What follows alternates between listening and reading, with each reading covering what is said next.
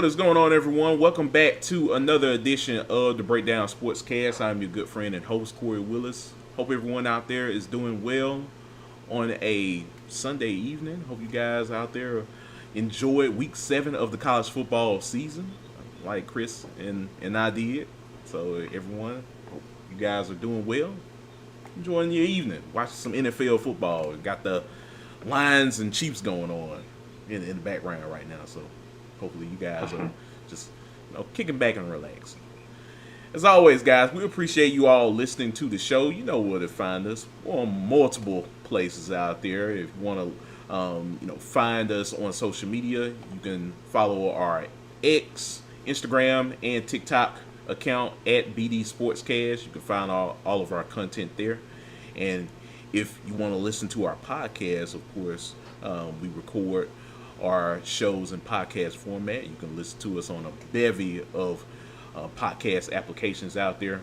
Apple Podcasts, Spotify, you name it, we're on there. Breakdown Sportscast. And also, if you're tuning in to our official YouTube channel, we appreciate it, as well as our official Twitch channel at Breakdown Video Game Cast, where Chris and I are playing some video games on there from time to time. We appreciate that as well, guys. So feel free to like, comment, and subscribe to all of our social media applications. It's definitely important for us as we build this community with you guys along the way.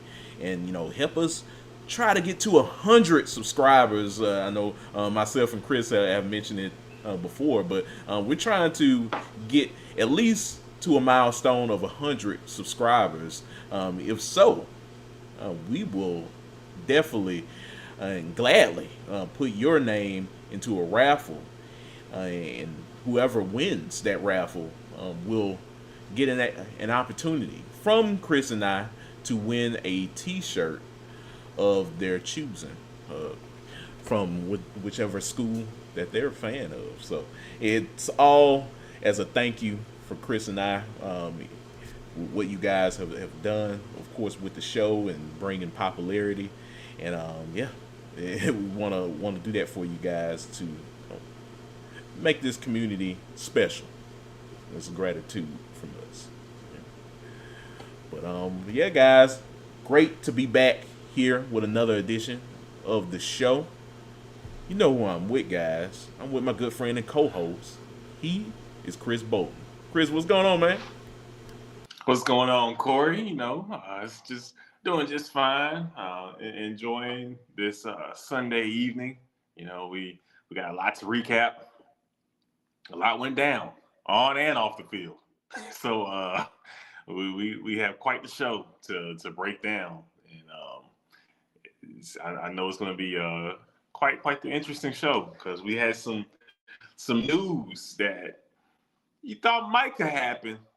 But then we got the official word. It was like, okay, but it did happen. So here we are, Corey.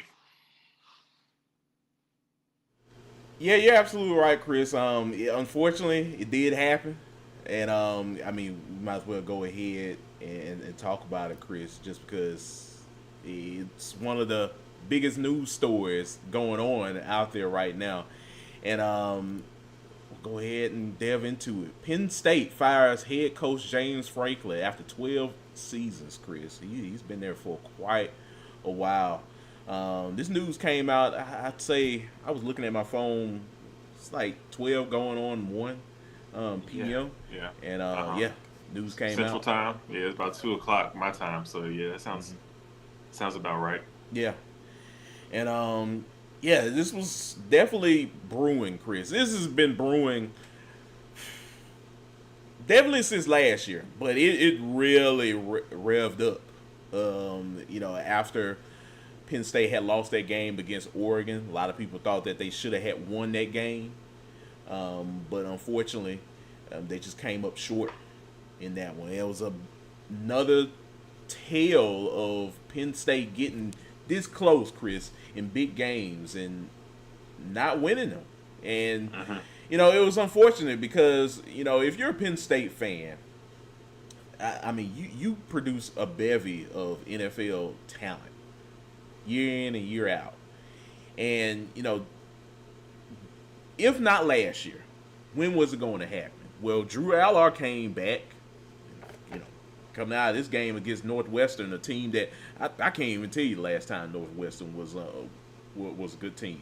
I feel like last time they were good, Chris, was when they lost when they beat Mississippi State around like 2011 in those Tyler Yeah. Russell days.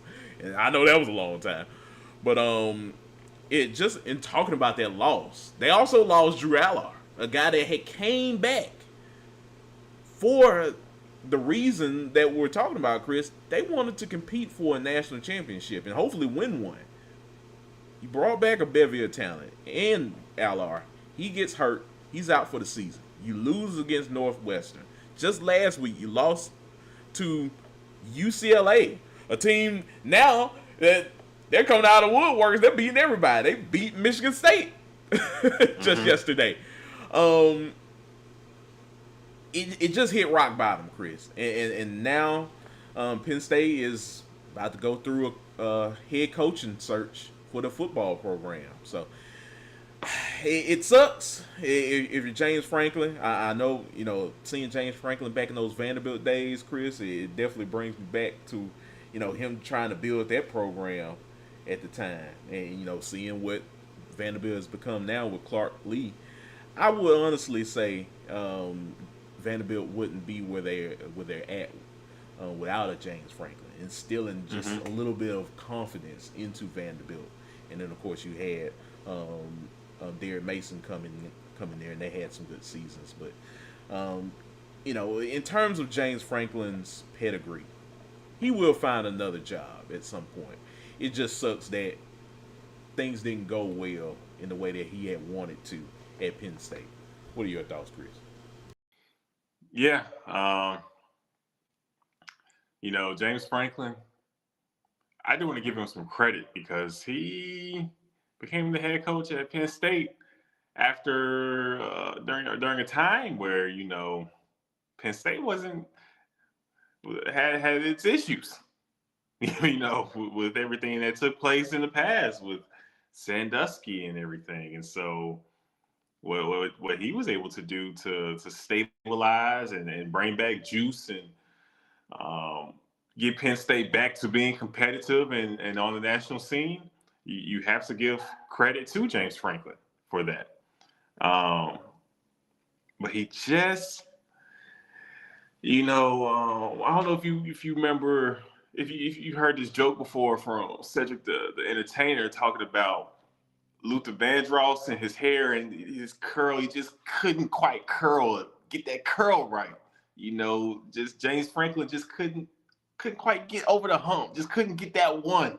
That big win. He couldn't get that curl right for Penn State.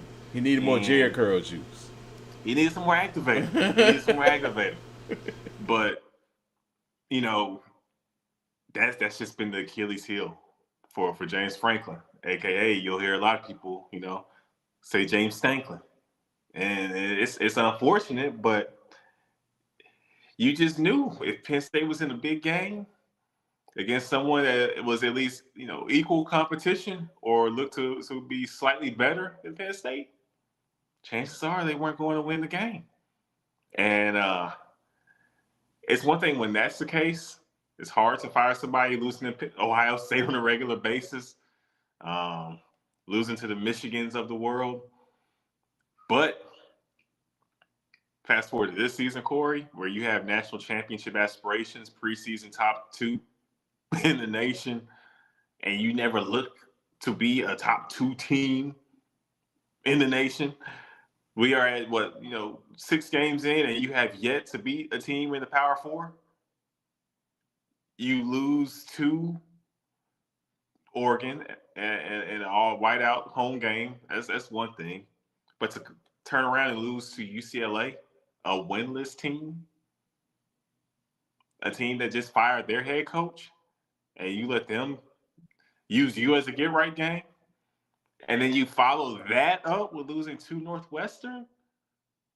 Northwestern isn't relevant in football, basketball. That's if anything, Northwestern with a volleyball school, ain't it? I mean, you don't lose to Northwestern. And You were again what 20-point favorites in this one. I mean, it clearly the locker room was lost, and I didn't think Penn State would do it. I honestly thought that they would at least let him ride out the season, but the alumni saw enough, the boosters saw enough, and I think this is a fan base that was kind of looking for any reason to get rid of James Franklin. It's hard to get rid of somebody consistently winning 9, 10 games and falling short. But now, when you aren't just losing to the Ohio States and the Oregons of the world, you're now losing to the bottom feeders in the conference. Now you done gave them all the ammunition needed to cut you loose. So it's unfortunate it ended this way for James Franklin, but you know, it was only a matter of time, Corey. Yeah, yeah, and that's is definitely unfortunate, Chris. And like I said, and we've talked about James Franklin, um, ton of times, on this show in terms of where he was at in the pecking order in the Big Ten. I mean, he heck of a coach. He just couldn't break through, unfortunately, and it bit him. Like this was definitely the straw that broke the camel's back yesterday against that Northwestern team. So yeah, like I said, Chris, I think he'll find another place somewhere. Maybe He'll he'll be be a fine head until coach. then. I mean, Yeah, hey, what is it? A $49 million buyout? yeah, Hey, James Franklin, he said y'all can fire me. and it's I'll be just fine. right. And it's crazy, Chris, that I was listening to some Penn State people today talk about, his press conference that he had after that game, and they asked him, um, does he feel confident that he'll continue being the head coach at Penn State? And he literally didn't answer the question in the way that the journalist wanted the question to answer. I mean, he mentioned about his players and that he felt for his players, and I feel like he does, or he did at this point. Um, that was all the more reasons of us knowing that he knew that he was time was up. Someone probably whispered in his ear. I'm sure you've seen the memes about when the planes hit and somebody whispered in Bush's ear, about how the planes were hitting in New York, hitting the towers. He probably got that whisper in his ear after the game, walking off the field, like, "Hey, buddy, this is it.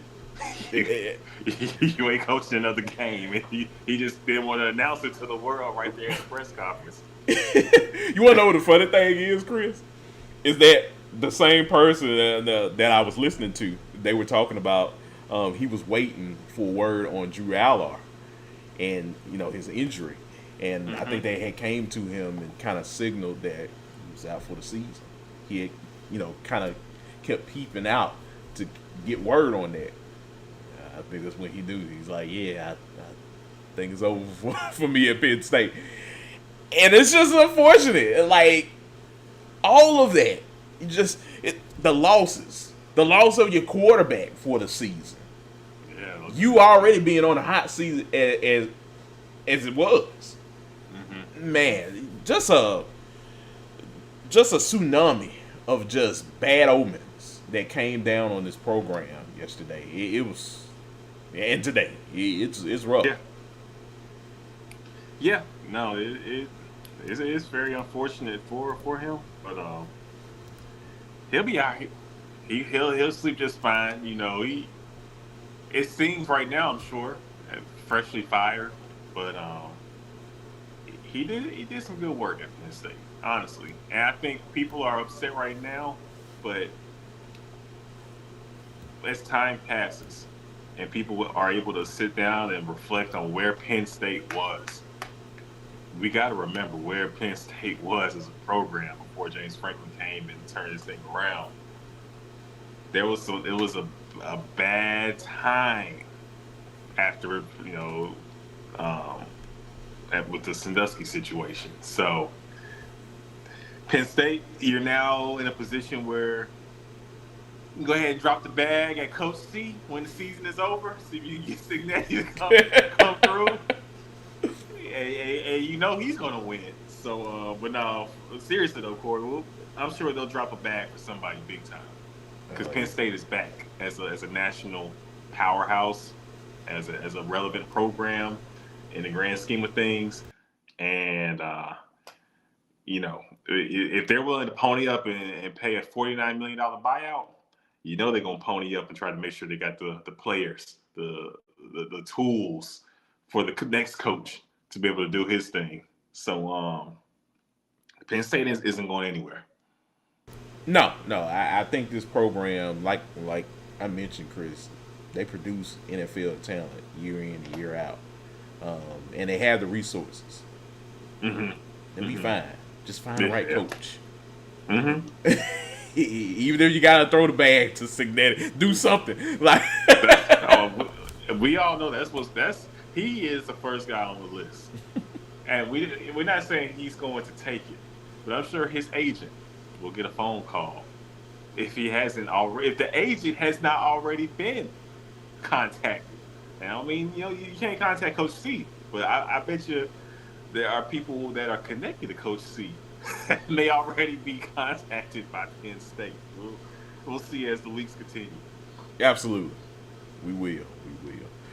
But definitely a big story coming out today on a Sunday. James Franklin out as Penn State's head coach after 12 seasons. That's quite a while. So we'll see what happens with James Franklin and Penn State going forward, Chris. Yep. Yes, we will. All right. Well, now, Chris, are you all ready to tap in to Week 7 of the college football season? Yes, sir. All right. Speaking of Coach C, let's go ahead and do it. Why not? Why not, folks? Indiana went into the Austin Zoo, as my good friend Chris likes to call it, and they won this game 30-20. Like they walked in with a mission. You can look at Kurt Signetti's eyes throughout the game, even after the game, Chris. He knew he was going to win this ball game. He had no qualms in going into the Austin Zoo and taking care of business. And that's what Mendoza and company did. This Indiana team, Chris, they're for real. They're a really good football team. Mm-hmm. And they deserve all the respect in the world right now. They're playing some really good football. Yes, indeed. Yes, indeed. Huge win for the program. Quite possibly the biggest win in the program's history. Coach C, man, one of one. He's that guy. He's that guy. All I do is win. Google me. He told us. He told us, Corey. He put it on Front Street. He let us know. He knew what he was coming to Indiana to do. And here we are already. Is this just year 2, if I'm not mistaken? Yes, I believe this is his second year. Year two, and you're poised for another appearance in the playoff. Yeah, he got there in 2024. Yes. You're poised for another playoff appearance. Quite possibly can win the conference. And everybody is bought in. Everybody is bought in. He turned this thing around immediately, instantly, upon arrival. And this Indiana team, like you said, this is going to be a tough team to beat. When you beat Illinois the way they did, and I'm not sure people really took notice of that, like we really should have, but at least that's what played a big part of me thinking that they would go into Oregon and win this game, because Illinois is a very well coached team and they just undressed them, embarrassed them, man. made Illinois look like they didn't belong on the same field with them, and beat them worse than in Ohio State beat Illinois. You know what I'm saying? Like this team is legit.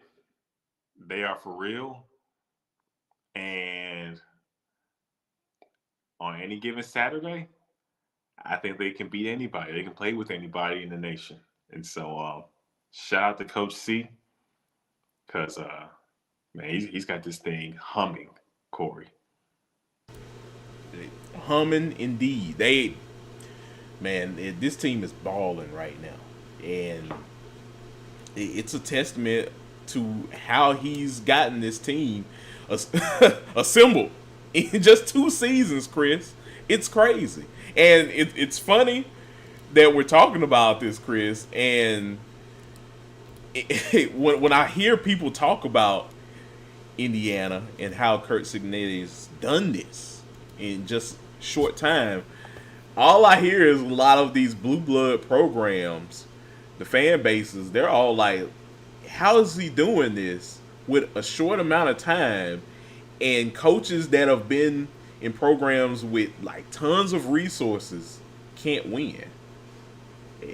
It does come down to coaching at the end of the day. And I think we're seeing in real time what the whole new world of NIL has changed in terms of teams being good and teams being bad. I think it comes down more than ever coaching. It's not just trotting 11 guys on the field just because they're 4 and 5 stars anymore. And with a little bit of coaching. No. Like, you have to coach harder than you ever have before. Not only just to keep your job, but to be relatable, to get these guys to be successful on the field and off the field. And I think Kurt Cignetti has done a great job with Indiana so far. No, you're right. I mean, everybody's got some guys now. Like the talent pool with, like you said, with the portal, the days of Alabama's second string being better than your own first string isn't the case anymore. You know, you don't necessarily have NFL guys who will play on Sundays as your third string now.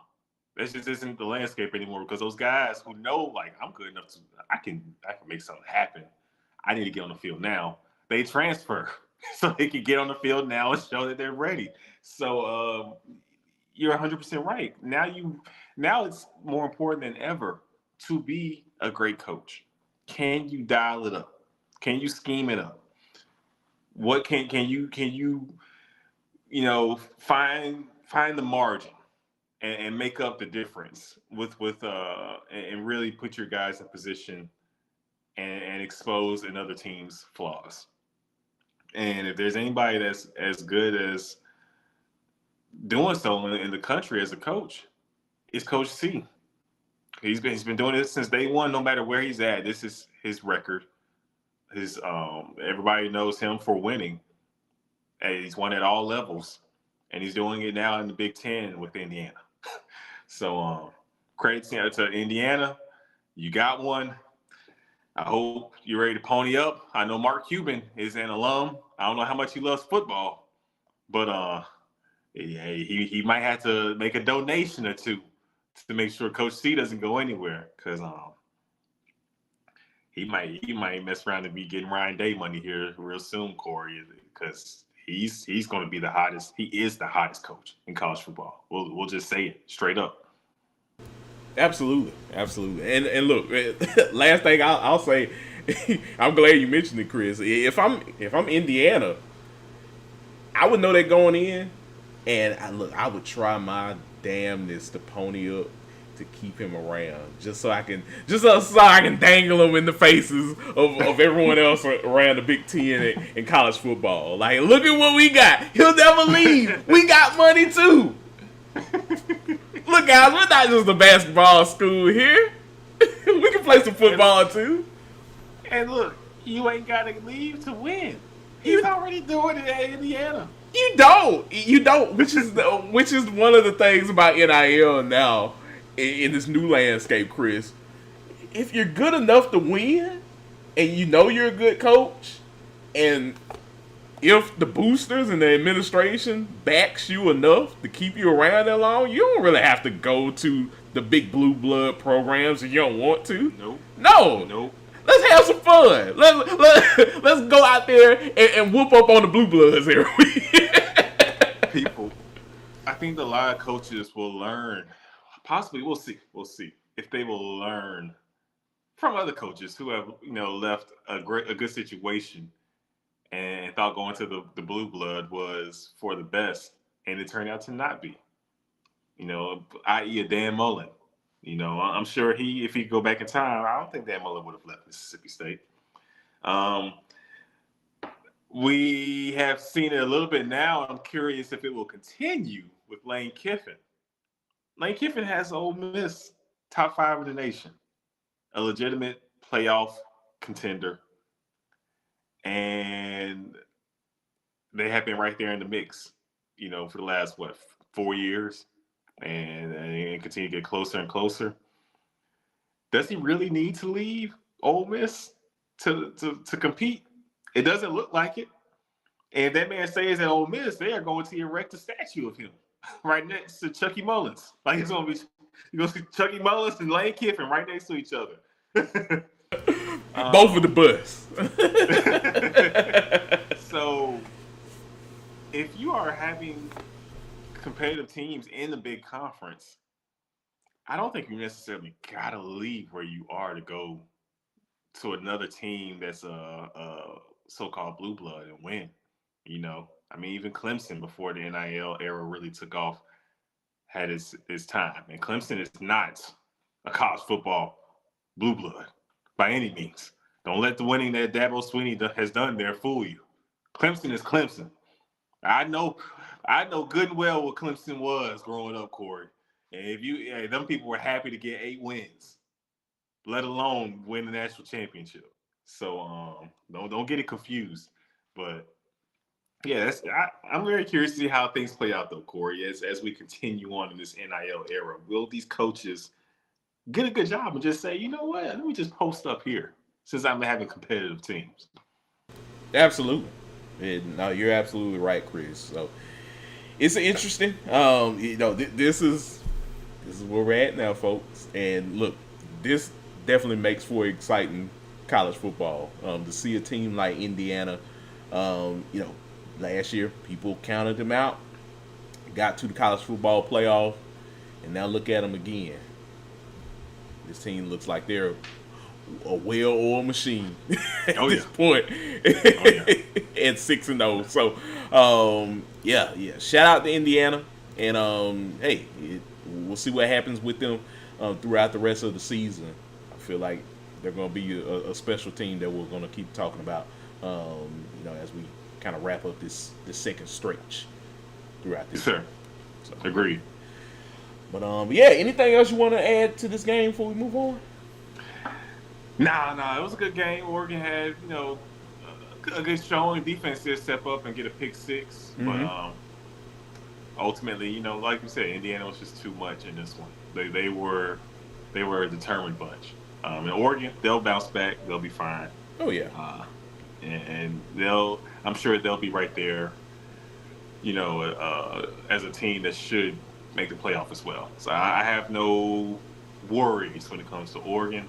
They just went up against a better team in this one. Absolutely, and that's what happens. I'm still an Oregon fan. Definitely, they have everything in front of them to be in the playoffs by the postseason. So yeah, you just take the loss and you learn from it, and they'll be all right.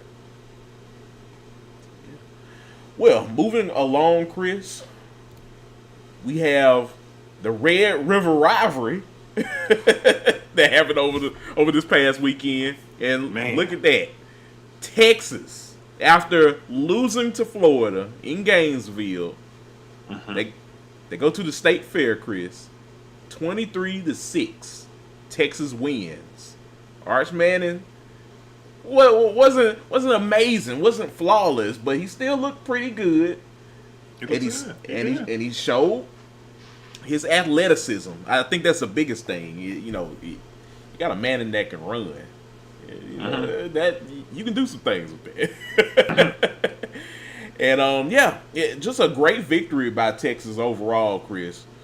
Look on the flip side, Oklahoma. You bring out John Mateer.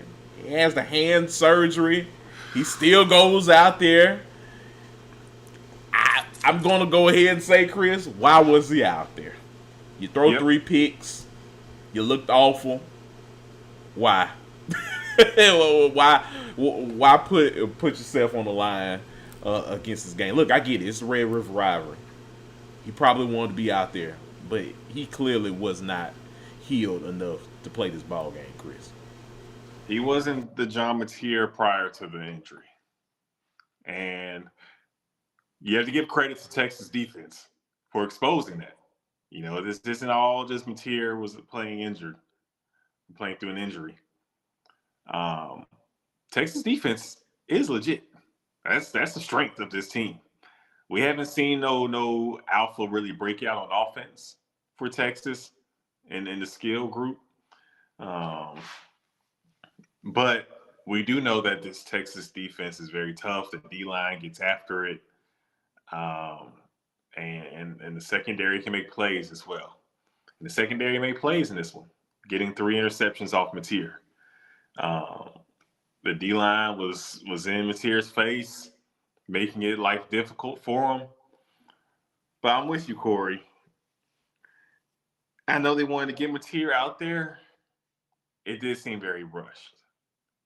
And I feel like, I just wonder if Oklahoma is thinking maybe we should have just ran out there with Hawkins, who had a great game against, granted, Kent State, but played well. He's did his thing. And I'm not sure if he makes the same mistakes Mateer was making. Mateer just looked like the moment was too big for him, Corey. Seriously. It was plays where he's looking downfield, nobody's open, and he looks all of a sudden to the sideline for his check down. He throws the ball to his check down at the last moment. When he all of a sudden looking downfield and turns around and just jumps and throws it to his check down, but you throwing it as a lateral, and now it's a fumble instead of an actual pass. And it almost was a Texas, scoop and score. I mean, there was a lot of plays he was making where it's like, yo, relax, relax. And him forcing it, and I feel like the moment of the rivalry, I mean, your juices are going to be flowing. The blood is rushing. Even on the sideline, just being involved in a game like this, whether you're a player on the field, or a coach, or the water boy, it don't matter. Everybody's into this game. And for this to be your game back, he never got settled into the flow of the game. And so I think Texas just took advantage of Oklahoma, thinking they could just bring Mateer back. We know we have a good team. Texas is struggling. They tried to go for the kill shot and wanted Mateer in to wipe Texas out of here. And it ended up working against them. And Texas took advantage, I think. And so credit to the Longhorns for the game plan that they had. Arch took care of the football. And if you told me somebody was going to throw 3 interceptions in this game before the game started, I would have thought it would have been Arch. I would not have expected Mateer to do that. But that's why we play the game. Ain't that right, Corey? Absolutely, good sir. That's the reason why we play the games at the end of the day, and that showed in this game. I mean, for all of the talk that people have said that we've said about Arch, he did come to play. Was it all sunshine and rainbows? No, there's still things to improve, but he did look good, and he did help lead them to a victory over Oklahoma, and that's what matters at the end of the day. And look, not every game is going to be, especially not now in this new era of college football. Not every game is going to be pretty, and I think a lot of people, in each fan base needs to understand that.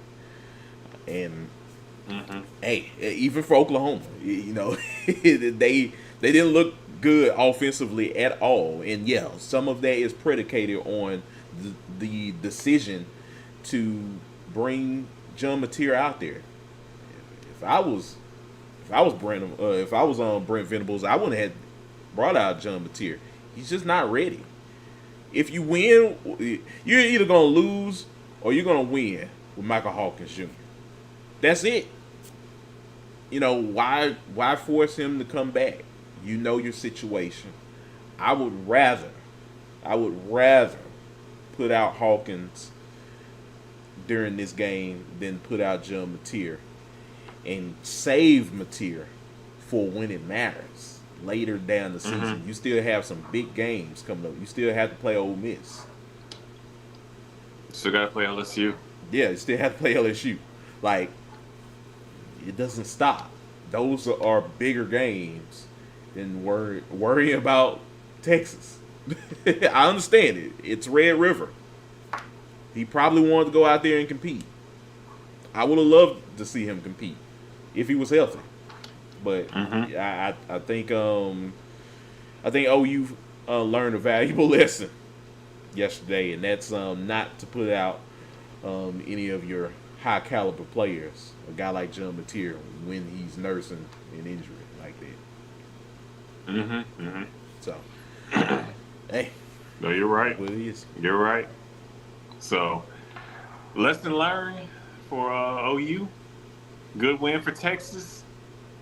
You now have a win in the Power Four against a Power Four team. And you got it at the expense of your rival. So that's a plus. Everybody's happy for the moment. Now, can you build off this? Can you get back to being that team that everybody anticipated being a contender in the SEC? We will see. But hey, just gotta do it one game at a time. That's all it takes, Corey. Just one game at a time. And you got the win against Oklahoma. Let's see if we can string together some more. Agreed. So yeah, great win for Texas. We'll see what happens going forward for them. They still have some big games coming up as well. And for Oklahoma, we'll see. We'll see, how long it takes for John Mateer to, really get healed up with that hand injury. So, because they're going to need him throughout this stretch. It's not going to get any easier. So, we'll see. But anything else, Chris, you'd like to add to this game before we move on? No, sir. All right. Moving along, folks, we have Ohio State. They had to travel to Champaign, Illinois to take on the Fighting Illini. They won this game 34-16. Illinois, made it a little fight, of course. They've been feisty team these last couple of years, but Ohio State, Chris, I know we're not going to stay on this game too long. They have no weakness. Seems like they're just that good. Yeah. Nah, Julian Sain's the real deal. The defense is ferocious. Jeremiah Smith is Jeremiah Smith, just a man-child. Carnell Tate is a stud. The team is just too damn good, man. It's Ryan Day at work, just continuing to just bring in blue chip player after blue chip player. And they, talent-wise, Corey, honestly, this is the closest thing I think we'll get to this last decade's Bama and how Georgia had kind of been too before NIL really took off. Ohio State has depth. They have guys. And year after year, when you factor in the recruiting classes that they bring in every season, a lot of these guys staying at Ohio State, and then put the cherry on top of getting some of the top players out the portal, just getting a few guys that they need to put at a few positions because they already got guys. You have these teams that they've had the last few seasons, and Ohio State is it's going to be a tough team to beat this year.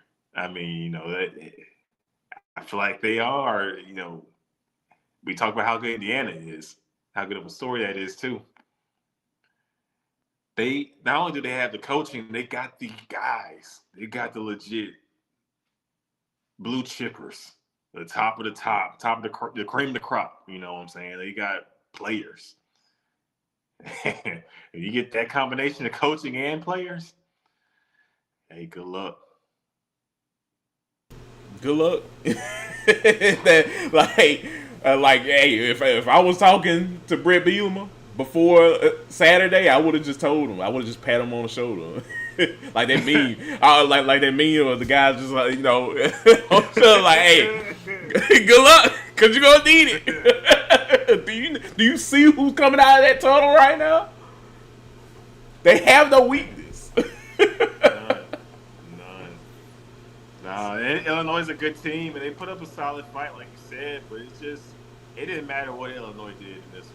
They weren't going to beat Ohio State. Corey. No, not at all, not at all. And they showcased it. They showcased that through 4 quarters. Like no, even if you do have our number, we have your number, Illinois. You go score. We're gonna come back and score too. Yep. We can do this all night. If you want to have a shootout, we can, but we know we're gonna stop it. Right. Oh man, but yeah, great win for Ryan Day and the Buckeyes. They're rolling right now, Chris. Yeah, I mean, them, Miami, Indiana, Texas Tech, Alabama. Yeah, you might throw them up there too, but I think Ohio State and Miami, those are the 2 best teams in the nation right now. I think so.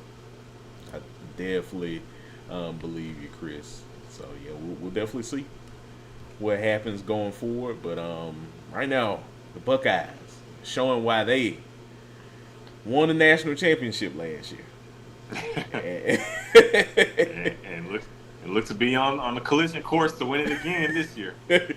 All signs look like that. So we will keep a close eye at the Buckeyes as they, keep forward with their quest of a repeat. Yes, sir. Nice. Well, we will move along, Chris. And folks, if you're watching the show out there, we appreciate you guys. Feel free to like, comment, and subscribe. Let us know what was your game of the week. We want to hear your thoughts about Week 7 of the college football season. Moving along, Alabama, Chris, traveled to Como this past Saturday to take on the Missouri Tigers. It was an interesting ball game. We talked about it in our predictions show and what could happen. And Alabama took care of business. It wasn't easy. We said it wasn't going to be easy. That Missouri team's good. They won this game 27-24. And now, Chris, this Alabama team, they're for real. They're like, you can tell. They have come into each game with a serious tone about them. Like a business mindset about them. In each of the games we've seen them since that Florida State loss, it's just business now. And shout out to Kalen DeBoer. He's figured out a way to get these guys locked in to take care of business week in and week out. And now they're definitely on the cusp of finishing the way that they want to. Mm-hmm. Yeah, no, Bama is definitely legit. Ty Simpson is legit. That throw he made on that 4th down, was it 4th and 8? When Alabama went for it late in the 4th quarter? I think it was. I was flipping between that game and the Ole Miss game. Man, he threw that sucker down the sideline right there where only his receiver can get it. and if I'm not mistaken, I want to say it was Brooks. I think it was Brooks. I think that's his name. But it was a freshman wide receiver for Alabama. He had a great game in that one as well. Um, Lazir Brooks. Man, yes, Mm-hmm. that that was a throw, Corey. Ty Simpson made some throws in this one, and you just got to tip your cap to him. He's clearly a very talented player, and is the guy for this team. Is their QB, and they have a chance to win with him quarterbacking, and not just because of the talent that is surrounding him, but because Ty Simpson can go out here and make a play. And I think that has to be noted, and we have to give credit to him for being the player that he is. But I will say, yeah, I know Alabama fans probably will agree. Everything isn't peaches and cream, Corey. And this team is winning. But there are some things that I feel like they definitely want to clean up. Because that game was a little too close for comfort. Missouri didn't play as well. Missouri left a lot of meat on the bone, as we like to say. They left some meat on the bone. And there's going to come a point in this season where Alabama plays somebody who's going to eat. They're going to eat that bone dry. Ain't going to be a lick of meat left on it, and that chicken wing going to be clean. And when that happens, they might not win. And so there's definitely some things for Alabama to clean up, because you did have a receiver wide open on the far side of the field. But that last play where Pabula threw that interception, where for some reason, Corey, too, he had threw the same interception earlier in the game. He did. And I'm like, what are you looking at? It's the same damn interception he already threw. Throwing the seam route against the cover 3 look. And he looked at the same receiver, that slot receiver, the safety jumped on it earlier when he overthrew him and got it picked off. He threw the same pass. And it was the outside receiver naked. Nobody near him, jumping up and down, wide open. Who for sure would have got the first down and put them in field goal range to push us to OT. I would say he had a chance to score, Corey. Yeah. Was that Marquise Johnson? Marquise Johnson was wide open. Yeah. Begging for the football. It's plays like that have to be cleaned up for Bama. Because the right team will take advantage. And I know, I'm sure people who are, close to are in the fan base, they get where I'm coming from. There are definitely some things defensively that can be cleaned up by that this coaching staff has to get together, especially the unnecessary blitzing, which is causing these coverage busts. So we'll see how Bama does going forward with getting things together defensively. But they got the hogs to play with anybody, especially on offense. And then they get to the goal line and keep pulling out these Caden Proctor plays. I love these Caden Proctor plays, Corey. They're fun. They are fun. Hey, and why not use him? That man is 340 pounds and runs like a gazelle. Mm-hmm. He's an athlete. Mm-hmm. He ain't just big. He is an athlete. Yeah. So, hey, shout out to Bama for using him. But it's definitely some things to clean up. But this team, any given Saturday, Corey, they can play with anybody. They can beat Ohio State. They can beat Indiana. They can beat your Oregons, whoever, Miami, whoever you want to put out there on the field against them. They can beat them. They can play with anybody. Yeah, they're definitely showing that toughness that we've grown to love from Alabama. Like, and just seeing Ty Simpson out there, man, he's probably, out of all the quarterbacks we've seen, he's probably the most gutsiest, toughest quarterback that I've seen in quite some time at Alabama. This guy, he stays in the pocket. He steps up. He makes those throws. He makes them look easy. Some hits. He takes some hits. Yeah. And he gets back up, and he wants some more. He wants some more of that competitive nature that he gets each and every week. in the SEC. My hat, I tip my cap off to. He's playing lights out right now. I know some people have mentioned him being a guy in the race for the Heisman. If I could vote, I'd probably vote for him because he's balling right now. He is balling. He is balling. You definitely got to give him his flowers. And so we'll see. But I just kind of wonder. We talked about how Kalen DeBoer. This is his MO, man. Close games. This was how all his games, even when they won at Washington, they were close wins. And so that's why I feel like this team needs to level up a little bit. Even though they can play with anybody, they need to get a little more consistent and have that cushion. Because you do not want these close games every weekend because football is too volatile.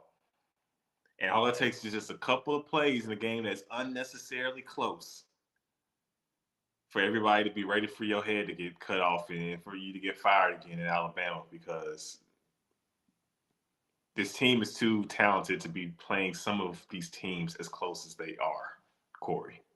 And Missouri is a good team, but Missouri was without Tevin Coleman for basically the whole damn game. Yeah. You can't. They were without Coleman. Coleman was a guy at Mississippi State, and he's been the guy at Missouri. Mm-hmm. And you got to take advantage of that. You had Hardy hemmed up. He didn't get 70 rushing yards against you. You tell me you did all of that. I'm thinking you won at least by double digits.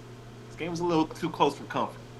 Yeah. If there's anything I'd rag on Alabama is, I think this is their MO. They play close. You got the coach that you have. Kalen DeBoer does not know how to definitively beat anyone that's worth a damn, and escape with a wide margin. I think that's not his MO. But you're winning. You're winning. You're winning. That's all that matters. But I do get what you're saying, Chris. That can potentially come back to haunt you if you're not careful. And when will it happen? Maybe it doesn't happen. It might not. Right. It may not happen. Yeah, I think that's the coach that you have. That's the interesting thing about Kalen DeBoer at Alabama, and for fans to see this of their Tide. This is what you get when you have Kalen DeBoer. He's done it everywhere he's been at. We saw it most notably at Washington. So yeah, it is what it is. But hey, you're Alabama right now. You're doing well. You're 5-1, 3-0 in the SEC conference play, and you have everything in front of you to hopefully go to Atlanta by the time it gets closer to the postseason. Yes, sir. So we will see what happens with Crimson Tide. We'll see what happens with Missouri as well. I mean, they tried. They did, and they're like you said, they're a good team. So I expect them to continue to make noise. Yeah, absolutely. So, anything else you want to add to this game before we move on to our other scores, Chris? No, sir. All right. Well, we'll move into our other Week 7 results, folks. We'll go ahead and start off with Florida going to College Station. They lost this game, Chris, 34-17. Yeah. A&M riding high. Look, I'm giving them praise. This is a good Aggies football team. We saw a complete game from Texas A&M. Mm-hmm. Playing some good football right now. Shout out to them. From Florida, Billy Napier, I think he's in over his head now, Chris. And I think he have. I don't think he has a ranked road win in the SEC. No. Yeah, he does not. He hasn't beaten a ranked team on the road in the SEC during his tenure. It seemed like A&M was kind of ripe for the taking. But A&M, like you said, played a good game. A very clean game. None of those penalties, Corey. They kept penalties to a minimum in this one. And so, hey, you gotta give credit to A&M. They play like a Coach Elko coached team.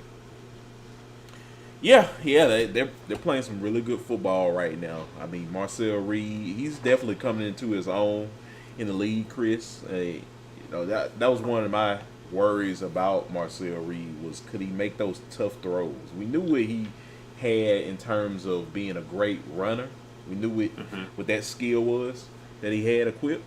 But him being an efficient passer, he showcased that this year. So shout out to what Mike Elko and company has done to help Marcel Reed become a better quarterback because it's showing right now, and keeps doing this. They might be talking about them going to Atlanta for the first time ever. I know what'll help me be a better quarterback. You go out here and go get Concepcion and Mario Craver. I'll be pretty efficient too at QB.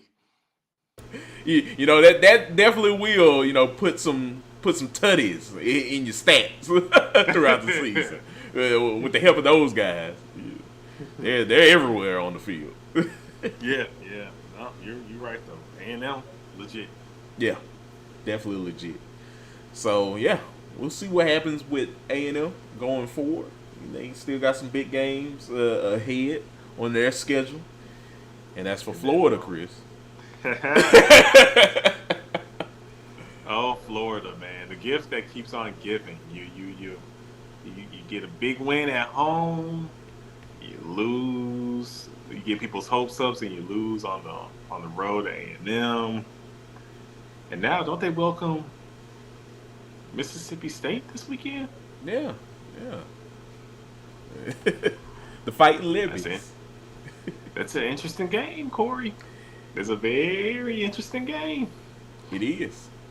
I'm gonna be watching. And if Florida, if Coach Napier loses this one, and you've already had a few losses, what you have? 4 losses so far this season, Corey? Yeah, I believe they are now 2-4, if I'm not mistaken. You lost to Miami, South Florida, LSU, Texas A&M. Mm-hmm. Yeah, you add Mississippi State to that, and you go 2-5. We talked about James Franklin getting fired this today. The next Sunday episode, we might be talking about Billy Napier being let go as head coach of Florida if they lose Mississippi State at home, Corey. Yeah.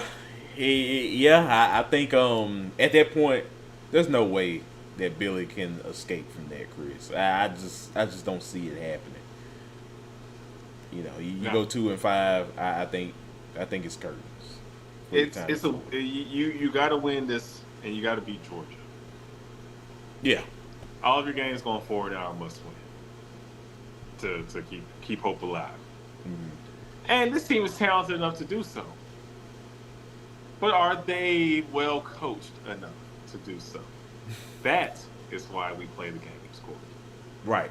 I know they'll play hard. I just don't know if they'll play hard. If playing hard leads to winning. Yeah. Because I can say this. I think Mississippi State's gonna play hard in that ball game. You already pissed off. You lost in overtime against Tennessee. You feel like you were supposed to have that game. You got embarrassed at College Station.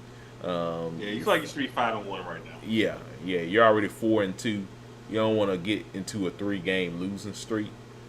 So if I'm Florida fans, I'll be tuning into this game because those Bulldogs are gonna be pesky and they're gonna be trying to beat you. You may have some Florida fans rooting for State. You may. It's gonna feel weird. I think a lot of Florida fans are ready for this experiment to be over. Yeah, I think so. I mean, what do you have to lose anymore? You're 4-2. I think you're already embarrassed. You're 2-4 right now. You're already feeling embarrassed right now with what the season has given you. At this point, you just want to just be like those folks out there in Happy Valley and Wipe your hands Wipe your clean. hands. There you go. Start over again. So yeah, it's gonna be interesting to see what happens, Chris. But yeah, We had our eyes peeled on this game for so long too, Corey. We knew it was gonna come to this point. Look, as Mississippi State alum, you live for moments like this, okay? What can I say? Oh man. Oh man, Yep. but yeah, it's definitely tough times down there in Gainesville. We'll see what happens. We'll talk about that game later on this week, Chris, in our prediction show. For sure. So yeah, and we will move along, and we'll talk about this game, Chris. Ole Miss hosted Washington State after the bye week. Everything was riding high. You beat LSU. You're feeling good. You go into the bye week. Homecoming? I want to say maybe it was. I feel like it was homecoming. Which makes it even more embarrassing. If it was, I need to check on that. I think you're right. It feels like that. It sounds like a homecoming kind of game. It does.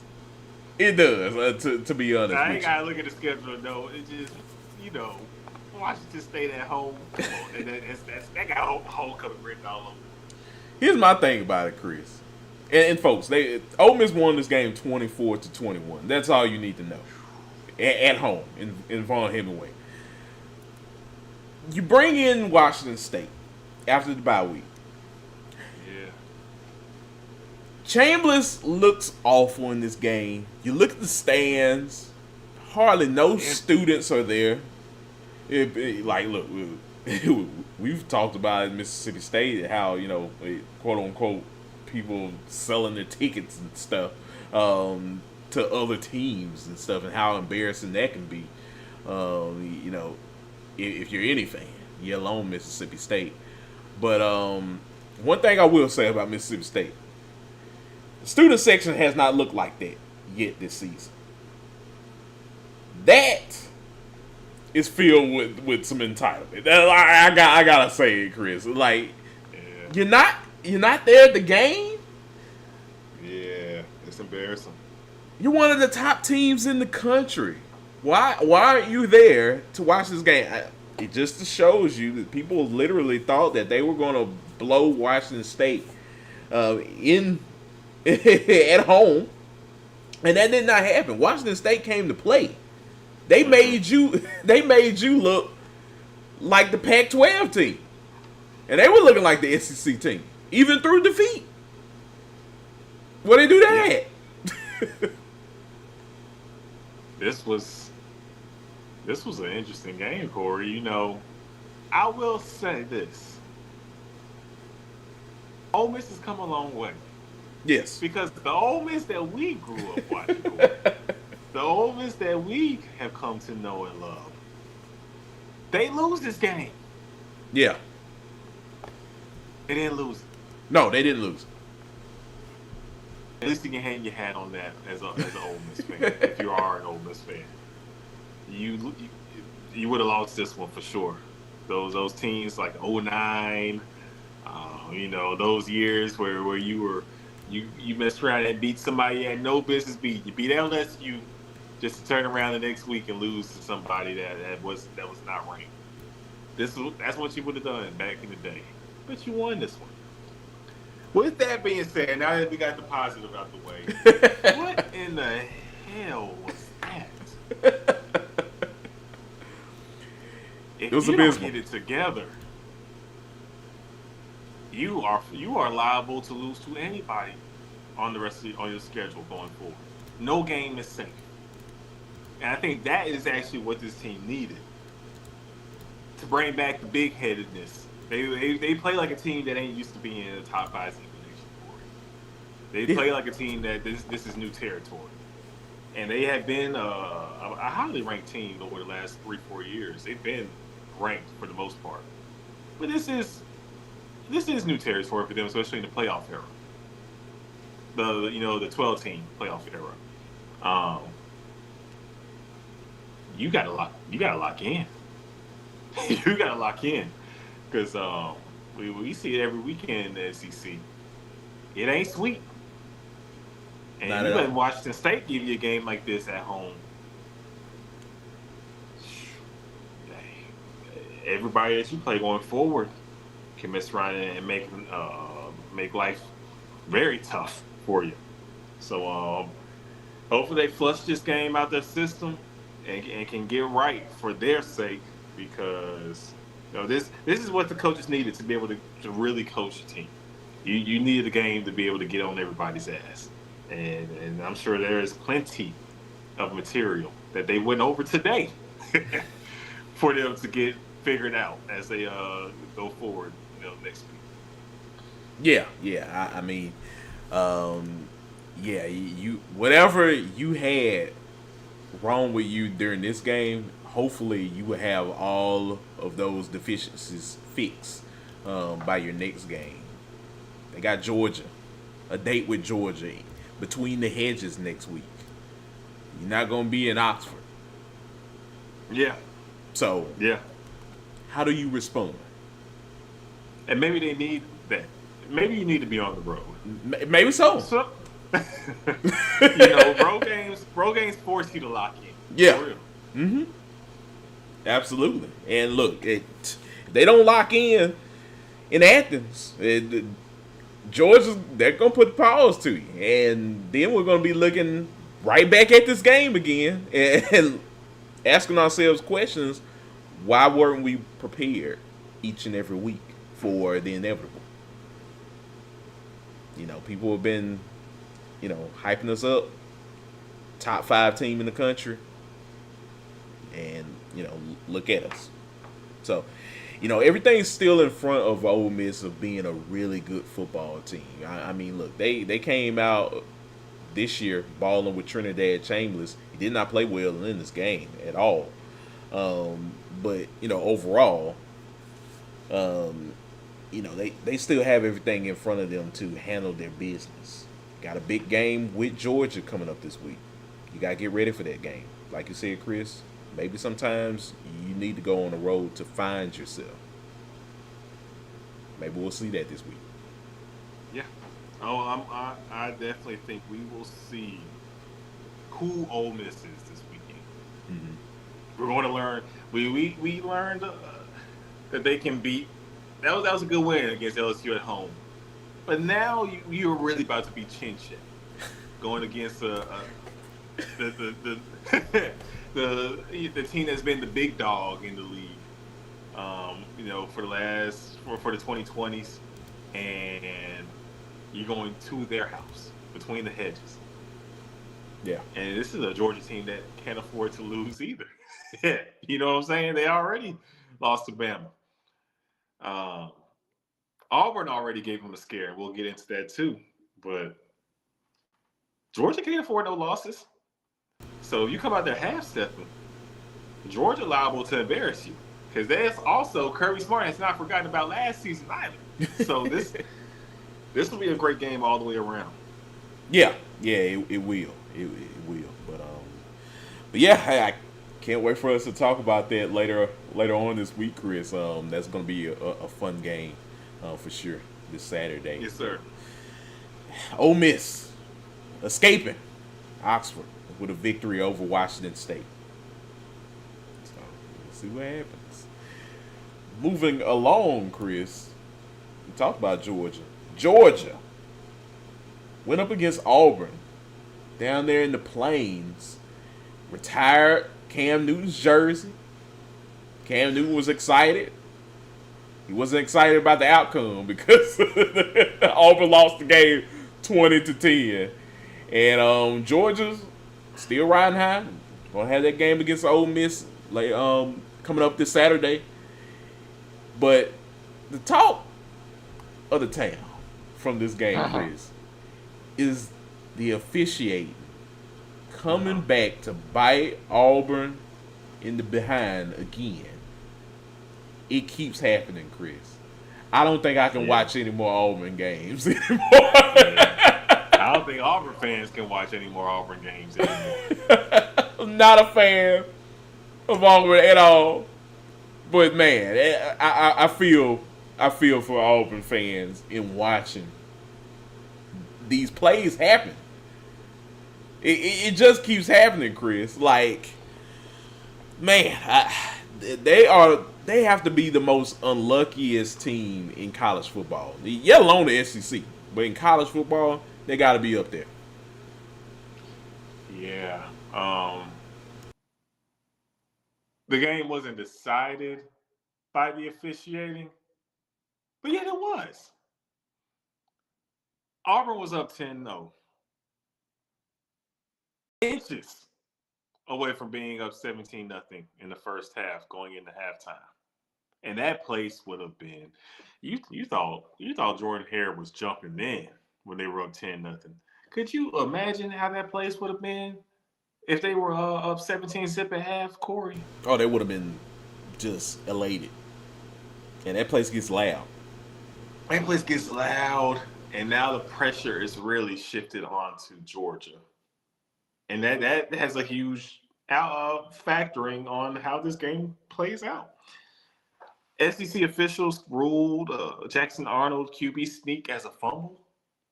It looked to me that he still had possession of the football, and I'm a Georgia fan. You know what I'm saying? If I have any reason to talk biasly, it's me.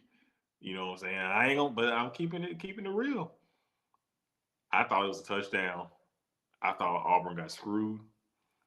There were other calls in this game that just had you just scratching your head. The roughing the passer, where the guy puts his head, he hits him in the chest, but also the quarterback is jumping. So, like, I don't know how I'm supposed to be able, as a defender, speaking from a defensive player standpoint, what am I supposed to do? I can't help that this guy's jumping too when he makes his throw. These are split second, movements that are happening. And then you turn around the next play and Georgia scores.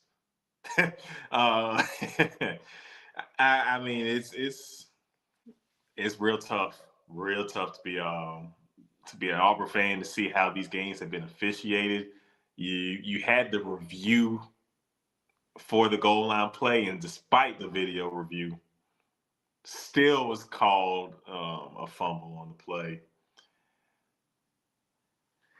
The SEC has they have to fix this officiating ASAP. And they need to adapt the ACC's policy too, Corey. We need to hear what the hell's going on. Oh, yeah. That is the most coolest thing that the ACC has done this year in the conference, is allow us to hear the referees talk to the officials, the officiating crew, in terms of making a decision on these calls, because we're not knowing anything. Like, what goes into that? And look, I mean, I looked at the play, Chris. I thought he did make it two.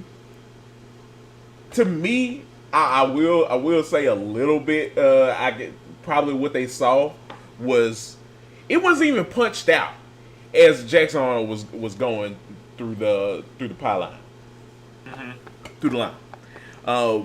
There was like that moment where it seemed like it slipped out, and it seemed like it slipped out without it being punched. So I'm like, did Arnold kind of like ricochet it off his body, or did somehow, just the momentum of him trying to jump through the pile to get into the end zone, just kind of cause it to fall out? And I think that's what they were looking at when they made that call, and they were like, because you could make a decision and say that he was just like an inch short, because he was right there. He was right there. It just sucks that this happened to Auburn, because everything this year has happened to Auburn, and it just comes back to bite them each and every time.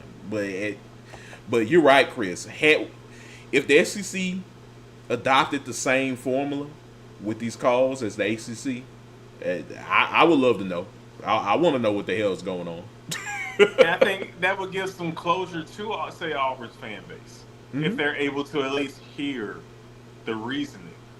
It looks like it's shifted out of his hands. There's some movement before you call blah blah blah. Yeah. Let us hear what you really think. Because to me though, I feel like he still had possession. But there's been a lot of calls to go against Auburn this year, and that play was a big momentum swing in the game. Huge swing in the game. Auburn, you still have to bounce back, try to lock back in. You can't just use that as an excuse as to why you lost. No. And that's how they played in the second half. They played uninspired on offense. Couldn't get anything going. Played like a team that had simply had their fight taken out of them before halftime with how that played out.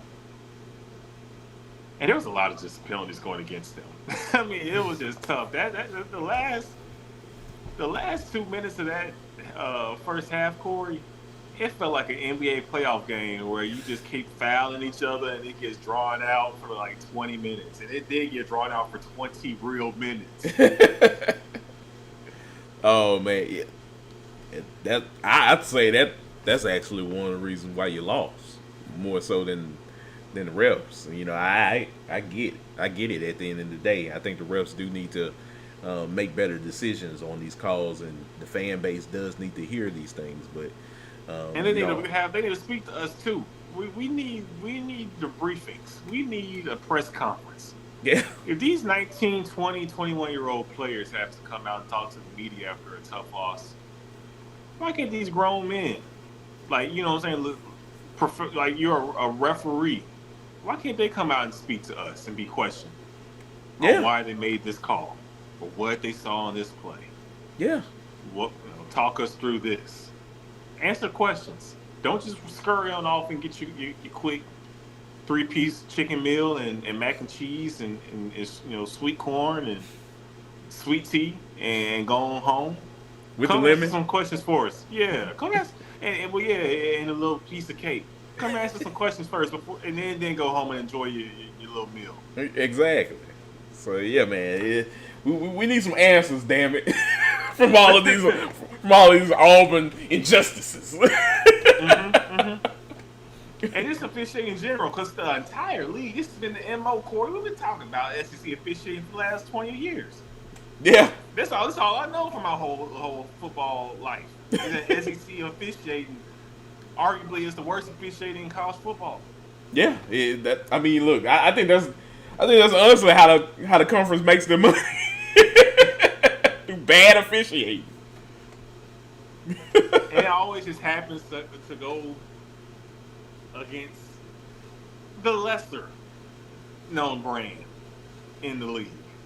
Happens to go against, the team going against the Alabama Yeah, or going against the Georgia or going against an LSU. Just for some reason it always happens with the team that's going against those teams. So, we need some more transparency so that everybody doesn't continue to permeate that as the case for the league. right. No, I definitely agree, Chris. So yeah, man. Tough outing for Auburn, but for Georgia, you got the victory, and now you await Ole Miss to come to town in Athens. So we'll see what happens with both of these teams. But man, if you're Auburn right now, you just keep getting unlucky with all these games. Yeah, you got to bounce back, or Yeah. else I don't know, man. It ain't looking too good for you. No, not at all. You got to take on Missouri next week. Good luck with that, because they're gonna be mad.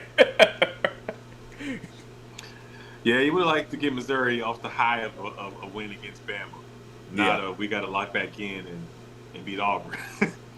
right. So good luck, Hugh, because you're gonna need it. Oh man, but hey, we'll go ahead and wrap up, Chris. One more game. I had to mention this. Colorado, with all the things that have been going on with this team, Dion had a successful surgery, of course. They won. They beat Iowa State 24-17. Crowd rushed the field. Everyone was happy. Even Dion was happy. Mm-hmm. And Caden Salter looked good in that victory over the Cyclones. What you think? Hey, big win for Colorado, for the Buffs. Um, Iowa State has looked susceptible, you know, um, had the troubles offensively, and Colorado took advantage, limited them to 17 points, and took care of the football. Salter made plays, and you get a big win. And this is the kind of win that keeps the program progressing and will continue to bring in recruits. You got to win your home games in conference play, even if they are against ranked opponents. And if you take care of business at home, you're always going to put yourself in position to have a winning record at the end of the season and to be a team that can continue to progress and build forward.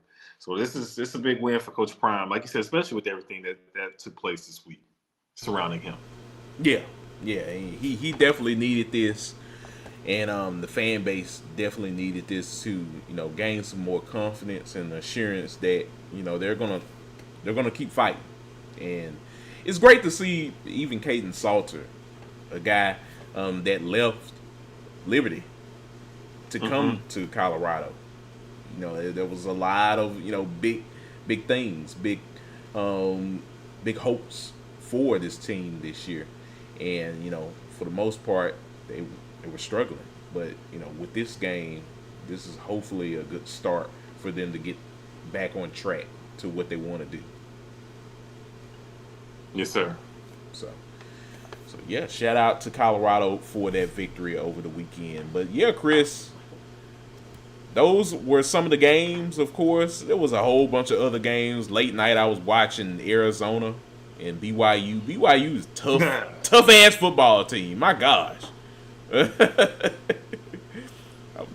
Seeing that, Arizona State got down by Utah. Yeah. So yeah, we kind of saw that coming. Yeah. Yes, we did. They had their starting QB, so that makes it tough. Right. Exactly, man. And how about USC? Jaden Maiava, a guy that a lot of people don't talk about as much. Maybe USC is quietly putting together a resume, Chris. USC is for real. USC is for real. Yeah. So, hey, shout out to Lincoln Riley right now. At least we got one Riley out here trying to fix some things. Oh man, hey, he had to this season. Yeah, people were ready to get Lincoln. That seat was getting a little warm. Yeah, it was. And it's great to have Lincoln Riley a part of college football. When they're doing well. So hopefully they can keep moving towards with good progress over there at USC. Keep winning. So we'll see. But now, Chris, before we head out of here, folks, we appreciate you all sticking along with us on the ride. We now have Chief of the Week for Week 7 of the college football season, Chris. I got to go ahead and give it to him. Mason Heitzel, the freshman QB out of Pitt, took care of business in Tallahassee this past weekend. Yeah. Against Florida State. They beat the Seminoles, gave Mike Norvell and company their third straight loss. We'll get to that in a second, Chris. But how about Mason? He was 21 for 29, 321 yards, threw 2 touchdowns, also did throw 2 picks.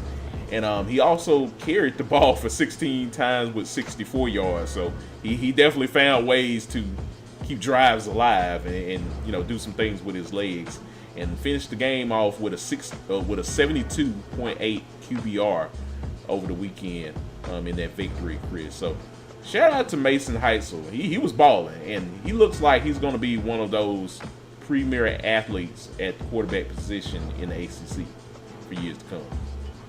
Definitely shout out to him, as a freshman going on the road to Tallahassee. That's a big win. Big win for this Pitt team. A team that's been right there, too. It's on the cusp of beating Louisville. You feel like you let something go. But you get this one. So you definitely have something to build on with this freshman QB. He can make some plays. He's going to make some mistakes. But when it was all said and done, he made the plays that needed to be made. Outdueled Tommy Castellanos.